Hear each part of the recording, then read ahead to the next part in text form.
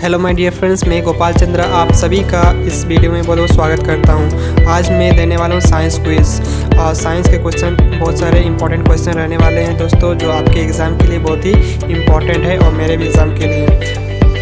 तो दोस्तों यहाँ पर दिशा निर्देश दिया गया है, क्योंकि ये लाइव चल रहा है दोस्तों, तो आप भी मेरे साथ टेस्ट दे सकते हो। तो ये इंस्ट्रक्शन दिया हुआ है, 15 क्वेश्चन है total. Science quiz PCS, police, railway, SSC, army, चाहे किसी भी तरह की एग्ज़ाम हो दोस्तों, आप इसे दे सकते हो।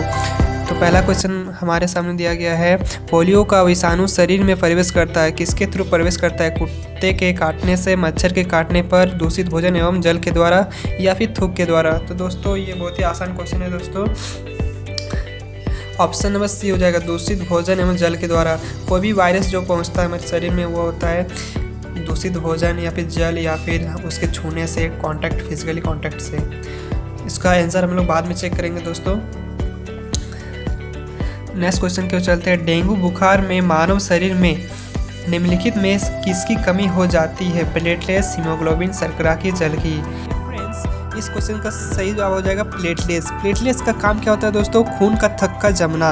तो एक स्वस्थ इंसान के शरीर में लगभग 1.5 से 4 लाख तक की प्लेटलेट्स की संख्याएं होती है। 50,000 से कम हो तो कोई दिक्कत की बात नहीं है, लेकिन अगर 10,000 से कम हो जाए तो हमारे शरीर में ब्लीडिंग होना स्टार्ट हो जाता है। यानी कि ब्लीडिंग किसके थ्रू होता है? नाक के थ्रू, त्वचा के थ्रू या फिर पेशाब के थ्रू होता है।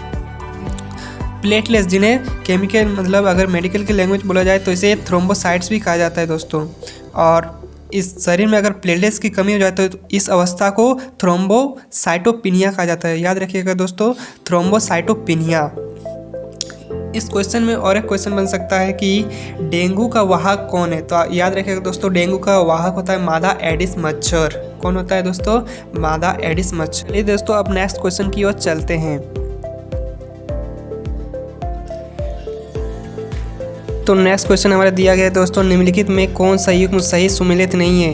तो दोस्तों आप देख सकते हैं कि एक तरफ हमारा विटामिन दिया गया है और दूसरी तरफ दिया गया है उसके कमी से होने वाले रोग। तो विटामिन ए की कमी से वर्णाधनता होता है, यानी कि नाइट ब्लाइंडनेस होता है, ये सही है दोस्तों। विटामिन B1 की कमी से बेरी होता है, ये भी सही है दोस्तों। विटामिन B12 रक्त अल्पता, यानी कि जो एनीमिया होता है, तो एनीमिया होता है फेरस की कमी से, यानी कि आयरन की कमी से होता है दोस्तों। तो ये बिल्कुल गलत है दोस्तों, तो यानी कि हमारा आंसर हो जाएगा विटामिन B12। दोस्तों अब नेक्स्ट क्वेश्चन की ओर चलते हैं। रतौंधी निम्नलिखित में किसकी अल्पता यानी कि डेफिशिएंसी के कारण होती है? रतौंधी यानी कि नाइट ब्लाइंडनेस, यानी कि जो हमें रात को कम दिखाई देता है ना, वो वाला रोग होता है दोस्तों। तो इस किसकी कमी से होता है दोस्तों? विटामिन ए की कमी से होता है ये। और दोस्तों जितने भी विटामिन से रिलेटेड क्वेश्चन है बहुत ही इंपॉर्टेंट होते हैं, अक्सर एग्जाम में पूछे जाते हैं। विटामिन से रिलेटेड 3 प्रकार के क्वेश्चन पूछे जाते हैं, उसके रासायनिक नाम, उसकी कमी से होने वाले रोग, और तीसरा होता है कि कौन से पदार्थ में कौन सा विटामिन पाया जाता है। तो आप इस तरह के क्वेश्चन कर लेंगे दोस्तों, क्योंकि ये बहुत ही इंपॉर्टेंट होते हैं। तो इस क्वेश्चन का सही जवाब हो जाएगा दोस्तों विटामिन ए। रतौंधी किसके कारण होता है दोस्तों? विटामिन ए की कमी के कारण होता है। विटामिन ए किस में पाया जाता है दोस्तों? तो अधिकतर जैसे हो गया गाजर वगैरह में पाया जाता है दोस्तों। चलिए दोस्तों अब नेक्स्ट क्वेश्चन की ओर बढ़ते हैं।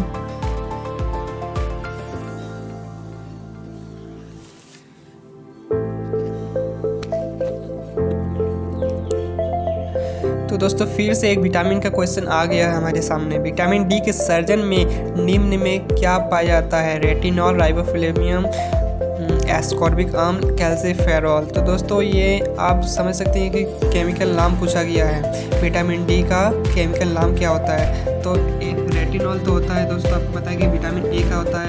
राइबोफ्लेवियम विटामिन B2 का केमिकल नाम होता है दोस्तों। एस्कॉर्बिक एसिड होता है विटामिन सी का। तो कैल्सीफेरॉल किसका हो जाएगा दोस्तों? तो विटामिन डी का हो जाएगा कैल्सीफेरॉल। तो दोस्तों जितने भी केमिकल्स नाम है आपको याद कर लेना है दोस्तों। चलिए दोस्तों नेक्स्ट क्वेश्चन की ओर बढ़ते हैं। सामान्य क्रियाशील महिला के लिए प्रोटीन का उपयुक्त दैनिक मात्रा है? तो जो सामान्य क्रियाशील मतलब जो नॉर्मल लेडीज़ होते हैं उनके लिए जो प्रोटीन की मात्रा है कितनी हो पर डे कितना होता है? तो ये 40 ग्राम हो जाएगा दोस्तों। अगर बात की जाए अगर पुरुष की तो वो उसका होता है 56 ग्राम पर डे होता है। नेक्स्ट क्वेश्चन है दोस्तों, किस शारीरिक प्रक्रम से थ्रोम्बिन का संबंध है? उत्सर्जन, रक्त जमाव, प्रजनन, वृद्धि। तो ये जो थ्रोम्बिन का संबंध होता है वो दोस्तों रक्त जमाव से होता है, यानी कि इसका सही जवाब हो जाएगा रक्त जमाव, option number B. My dear friends, next question की ओर चलते हैं। इंसुलिन होता है, इंसुलिन क्या होता है दोस्तों? स्टेरॉयड, कार्बोहाइड्रेट, प्रोटीन या फिर वसा। तो दोस्तों आपको पता है कि इंसुलिन एक क्या होता है? प्रोटीन होता है।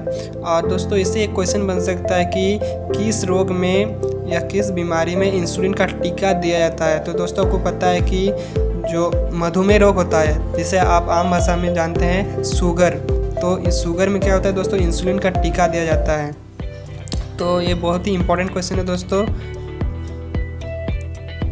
चलिए दोस्तों नेक्स्ट क्वेश्चन की ओर बढ़ते हैं, और नेक्स्ट क्वेश्चन हमारा है थायरॉक्सिन क्या है? विटामिन, हार्मोन, एंजाइम, उपरोक्त में से कोई नहीं। तो दोस्तों आपको पता है कि थायरॉक्सिन एक हार्मोन होता है जो हमारे गले में पाई जाने वाली एक ग्रंथि है जिसका नाम है थायराइड ग्रंथि, उससे उत्पन्न होता है।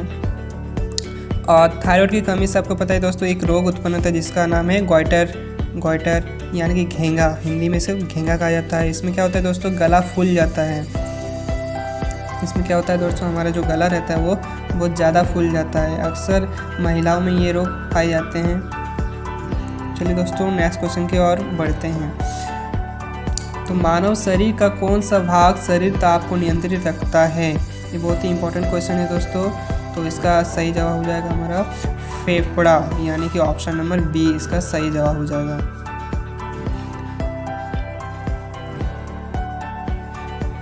नेक्स्ट क्वेश्चन हमारे सामने है दोस्तों, लेज़र बीम का उपयोग होता है कैंसर चिकित्सा में, हृदय की चिकित्सा में, आँख की चिकित्सा में या फिर गुर्दे की चिकित्सा में? तो दोस्तों आपको पता है कि लेज़र बीम का उपयोग आँख की चिकित्सा में किया जाता है, यानी कि इसका सही जवाब हो जाएगा ऑप्शन नंबर सी।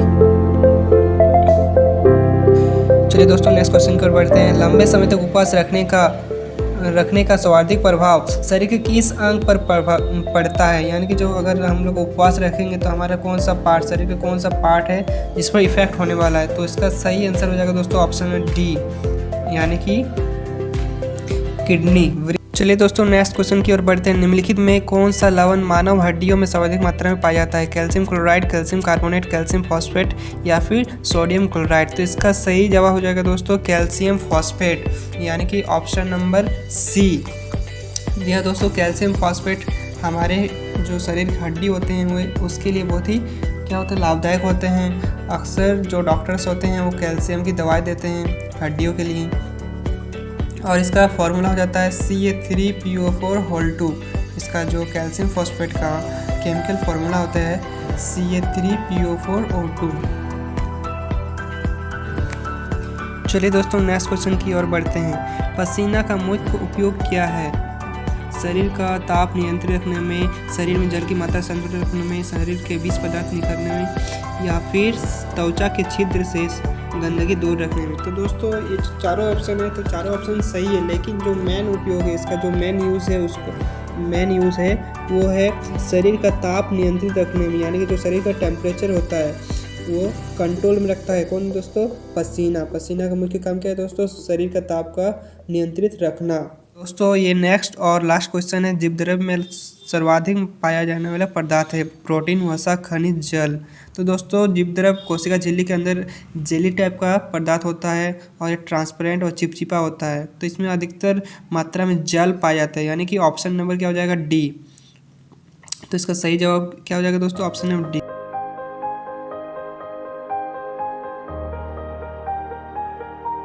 चलिए दोस्तों मेरा क्विज़ ख़त्म हो चुका है और मैं इसको सबमिट करने वाला हूँ। उसके बाद आप मेरा रिजल्ट देखेंगे और आप भी बताएंगे कि आप कितना सही कर सकते थे।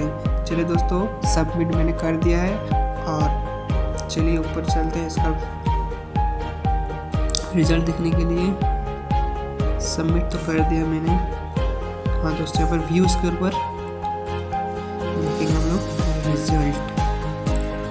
जी हाँ दोस्तों देखिए आप यहाँ पर देख सकते हैं 30 में से 30 जो मार्क्स थे वो हमको मिला है, क्योंकि टोटल 15 क्वेश्चन थे और पर क्वेश्चन 2 मार्क्स था, इसलिए मुझे 30 में 30 में मिला है। आपको कितना मिला है दोस्तों कमेंट बॉक्स में ज़रूर बताइए। सारा क्वेश्चन का आंसर सही हुआ है दोस्तों, आप देख सकते हैं। जितने भी क्वेश्चन थे सारा सही हुआ है। आप कमेंट में ज़रूर लिखिए दोस्तों आप कितना सही कर सकते थे और कितना किया है। तो इस तरह के क्विज़ पाने के लिए दोस्तों मेरे चैनल को लाइक शेयर और सब्सक्राइब करना बिल्कुल ना भूलें। साथ ही बेल आइकन को प्रेस कर दें ताकि आने वाले हर वीडियो की अपडेट आप तक सबसे पहले पहुंचे। जय हिंद दोस्तों, पढ़ते रहिए और खुश रहिए। थैंक यू वीडियो देखने।